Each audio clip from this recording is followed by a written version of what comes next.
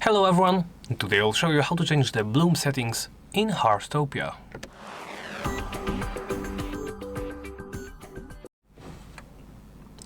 You can enable or disable the bloom setting. To do so, first access the smartwatch menu by pressing this icon in the top right corner or by pressing the tab button. Then go into settings. In settings, make sure you're in the graphics tab, the second tab from the top. Here, look to the bloom setting right here. It is turned on by the default, but you can always toggle it off. I'll toggle it off, but note one thing. Changes for any setting in this window require restarting the game.